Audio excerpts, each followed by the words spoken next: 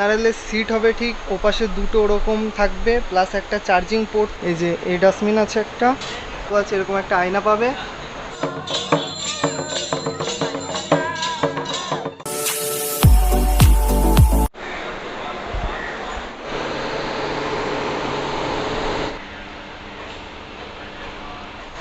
তো আমি এখন বসে রয়েছি হাওড়া বোলপুর এক্সপ্রেসে।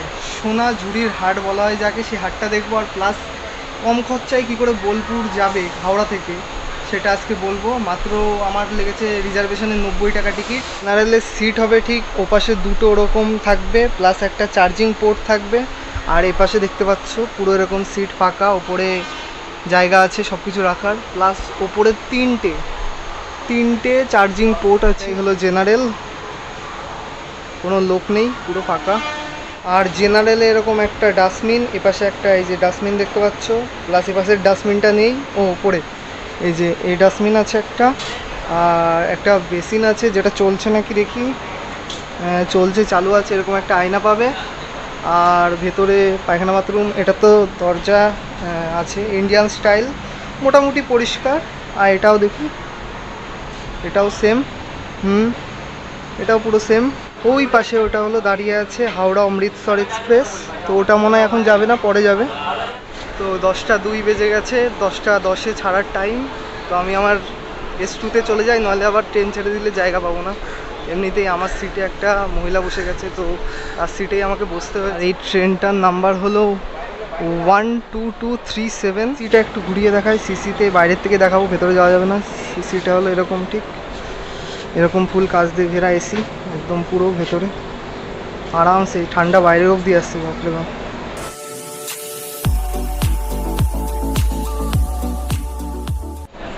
তো হাওড়া বোলপুর এক্সপ্রেস 10টা বেজে 10 মিনিটে 12 নম্বর প্ল্যাটফর্ম থেকে রওনা দিয়েছে, একদম টাইম মতো।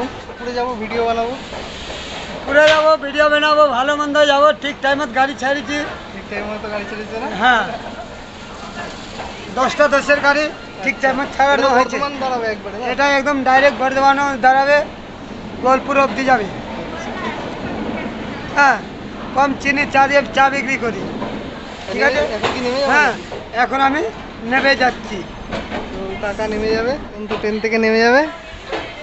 তো টাটা টাকা। হ্যাঁ, ও পাশে ঢুকছে হাওড়া যশবন্তপুর এক্সপ্রেস।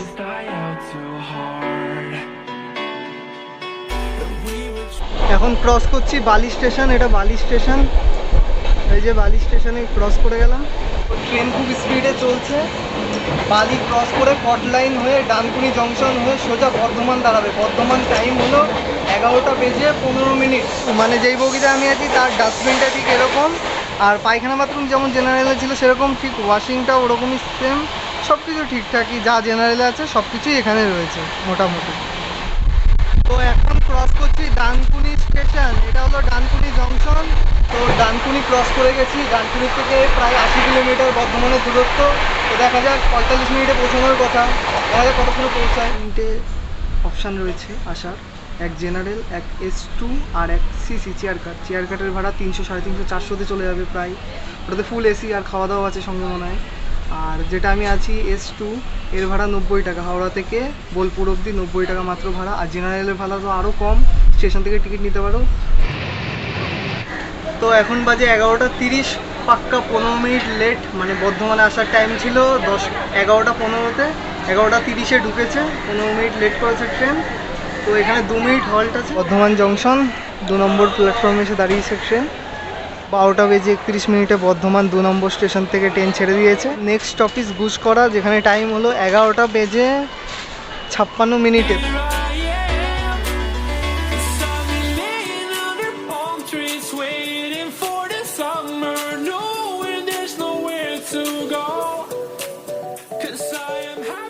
S2, এপাশে 3টে সিট, ওপাশে 3টে সিট করে এরকম দেওয়া রয়েছে। ক্রস করছি খানা জংশন, পুরো ফাঁকা, এখানে ট্রেন দাঁড়াবে না কারণ হল্ট নেই এখানে। তো তোমরা যদি মনে করো ট্রেনে কোনো অসুবিধা হচ্ছে, বা খাবারের বিল পাইনি, বা খাবারের লোক আসেনি, বা জল বিক্রেতা বা IRCTCর লোক অনেকক্ষণ হলো আসেনি, মানে 3-4 ঘন্টা ধরে কিছু বিক্রি করতে, এরকম সমস্যা হলে তোমরা টুইট করতে পারো IRCTCকে, অথবা ওদের ওয়েবসাইট আছে, হেল্পলাইন নাম্বার আছে, ওগুলোতে তোমরা কল করতে পারো বা ওয়েবসাইটে গিয়ে তোমরা রেজিস্টার করতে পারো, তা কুইক রেসপন্স করে। তো তোমরা দেখতে পারো আমি করেছি, কারণ আমি যেখানে বসেছি সেই সিটটার চার্জিং পয়েন্ট ঠিক নেই, তো ওটা ঠিক করার জন্যই বলেছি। আমি ছবি তুলে চার্জিং পয়েন্টে টুইট করে দিয়েছি, তো 5 থেকে 10 মিনিটের মধ্যে রিপ্লাই করেছি এবং নাম্বারও দিয়েছে আমার। বললো আমরা স্যার কিছুক্ষণের মধ্যে ঠিক করার ব্যবস্থা করছি। তো হতে পারে আমি টুইটটা দিয়ে দেবো সাইডে, দেখতে পাচ্ছি তোমরা টুইটটা যে কী রিপ্লাই করেছে। তো এইভাবে কুইক রিপ্লাই করে ওরা, কোনো অসুবিধা হবে না। তোমরা যখন ইচ্ছা তোমরা আরআইসিটিসি মানে আইআরসিটিসির সাথে যোগাযোগ করতে পারো, ঠিক আছে?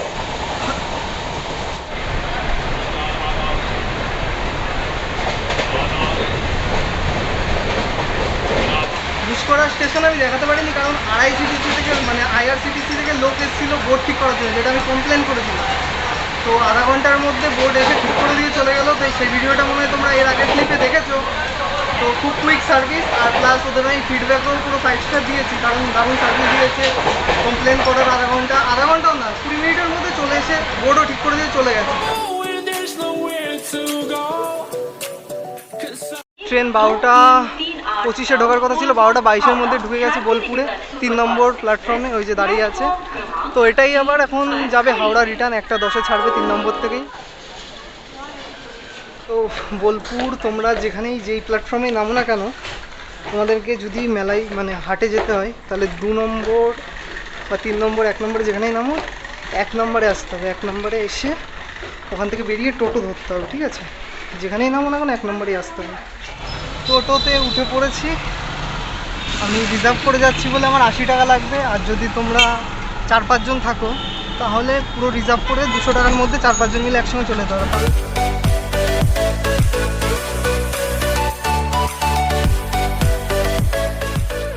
আমার পেছনে রয়েছে সেই সোনাঝুরির হাট। ফাইনালি চলে এসেছি, এখন বাজে 1:03।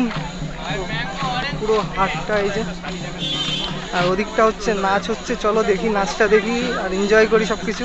এই জায়গায় এরকম নাচ হয়, এখানে হচ্ছে আবার ওই সাইডের দিকেও হচ্ছে। তো এটা হলো এই মেলার সৌন্দর্য। তো এই যে পুরো হাট, আর এখানে নাচ চলছে।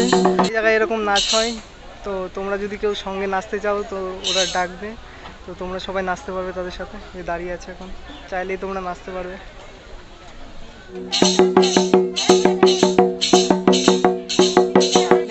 সামনেই বসে সব কিছু হাতে করে বানিয়ে দিয়ে জায়গায় বসে বিক্রি হচ্ছে, এরকমও দেখতে পারবে তোমরা আসলে হাটটায়। আর আমি রাস্তা ভুলে যাচ্ছি, কোথাতে ঢুকছি আর কোথাতে বেরোচ্ছি।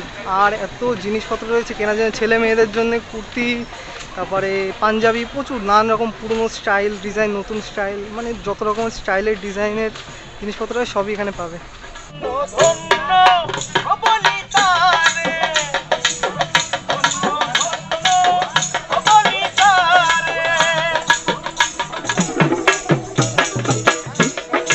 আচ্ছা, টাপাটিনি গান চলছে।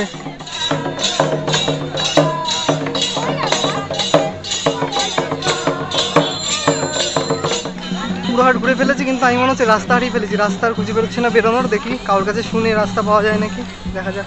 ফাইনালি হাটে ঘোরা কমপ্লিট, কিন্তু এত বড় হাট ছিল আমি মানে রাস্তা খুঁজে পাচ্ছিলাম না। এদিকে ঢুকছি একবার, ওদিকে ঢুকছি। তো পুরো হাট দেখার পর এখন টোটোতে চেপে পড়েছি, বাড়ি যেতে হবে। তো ভিডিওটা এখানেই শেষ করছি। আর তোমরা যদি আসতে চাও তাহলে অবশ্যই আসতে পারো, দারুণ জায়গা। টাটা।